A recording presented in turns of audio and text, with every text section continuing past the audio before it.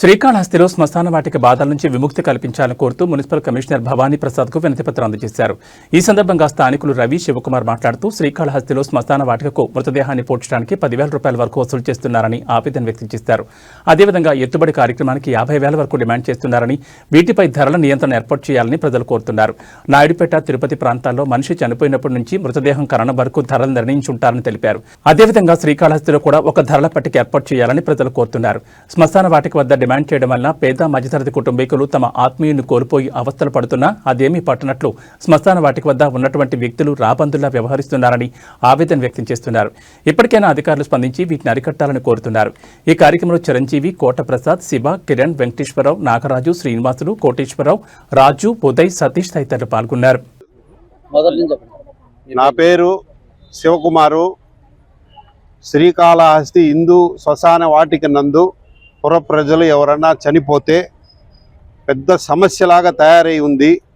ఇక్కడ సమస్యని పరిష్కరించడానికి ఈరోజు శ్రీకాళహస్తి మున్సిపల్ ఆఫీస్ కమిషనర్ వారికి పుర ప్రజలు లెటర్ ద్వారా విన్నవించడం జరిగింది. దీన్ని పరిష్కరిస్తామని వారు చెప్పి ఉన్నారు.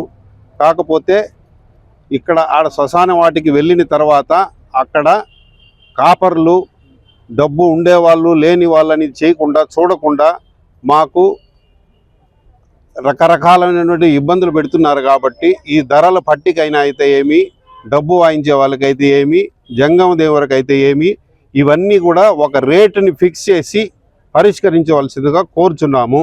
అదే కాక ఎంతసేపు ప్రజలని ఒక నాయకులుగా గెలిచి తిరుపతిలో అయితే ఏమి, నెల్లూరులో అయితే ఏమి, రకరకాలుగా మున్సిపాలిటీకి ఇంత పే చేస్తే వాళ్ళే అరేంజ్ చేసే విధంగా పరిష్కారం చేయాలి. ఎప్పుడో 5 సంవత్సరాలకు రావటం, ఓటు వేసుకోవటం అనేది కాదు. ఇది కూడా ఒక ప్రథమ కర్తవ్యంగా భావించి నాయకులు అనేవాళ్ళు దగ్గరికి వచ్చి అధికారులతో మాట్లాడి రకరకాల సమస్యలు లేకుండా మనం మున్సిపాలిటీకే ఇప్పుడు బర్నింగ్కి 5,000 మనం కడుతున్నాం. అదేవిధంగా మిగతా కార్యక్రమాన్ని కూడా మున్సిపాలిటీకి ఇంత పే చేస్తే వాళ్ళే కార్యక్రమాన్ని ఏర్పాటు చేసే విధంగా మాకు కాళహస్తి ప్రజలకి ఉండాలనేది అందరి అభిప్రాయం. దీనికి మీడియా ద్వారా, ఎలక్ట్రానిక్ మీడియా ద్వారా అందరికీ ఏంటంటే విన్నపం, దీనికి ఎవరి డిమాండ్ కాదు, ఎవరి సమస్య కాదు, ఎవరికి వ్యక్తిగతంగా కాదు, అన్నీ పరిష్కరించాలని నాయకుల ద్వారా అయితేమి, అధికారుల ద్వారా అయితేమి విన్నవించుకుంటున్నాము. దయచేసి దీన్ని అతి త్వరలో పరిష్కరిస్తారనేసి విన్నవించుకుంటున్నాం. పాత్రికేయులకు ఎలక్ట్రానిక్ మీడియా వారికి తెలియజేయడం అనగా, శ్రీకాళహస్తి హిందూ శ్మశాన వాటికలో చాలా సమస్యలు చేరినాయి. ప్రజలు ధనవంతులు ఉన్నారు, పేదవాళ్ళు ఉన్నారు. ధనవంతులు వాళ్ళ దీని ప్రకారం ఏదైనా చేసుకోగలరు. పేదవాళ్ళ పరిస్థితి మరీ అగమ్యగోచరంగా జరిగింది. అక్కడ ఏదైనా అంత్యక్రియలకు పోతే విపరీతమైన డబ్బులు డిమాండ్ చేస్తున్నారు. దీనికోసం ఇది ఇవ్వందే మేము చేయము, లోపలికి అడుగు పెట్టలేము అంటున్నారు. ఏదైనా 5,000 రూపాయలు డిమాండ్ చేశారు. పూర్పు 28,000 రూపాయలు పూర్పుకి. వాళ్ళు తిరగబడ్డారు, ఎందుకు ఇవ్వాలి ఇంత ఇవ్వని.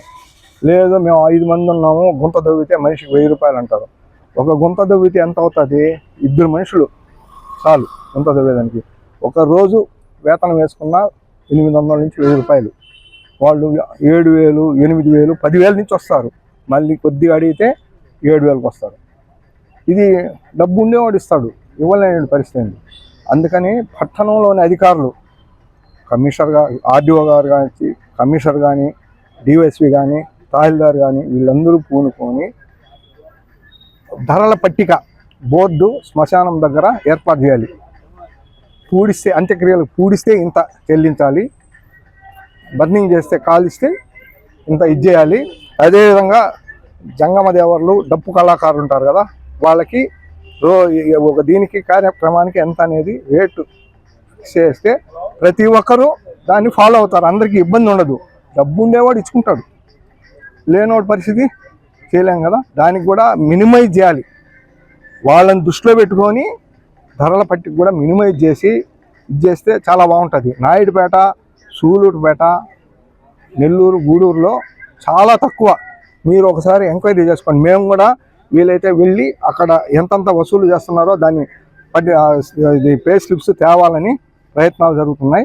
మేము వీళ్ళంతవరకు దయచేసి ఈ సమస్య మీద అందరూ ఇన్వాల్వ్ అయ్యి సమస్యను పరిష్కరించవలసిందిగా, పట్టణ ప్రజల సమస్యలను తీర్చవలసిందిగా కోరుతున్నాం.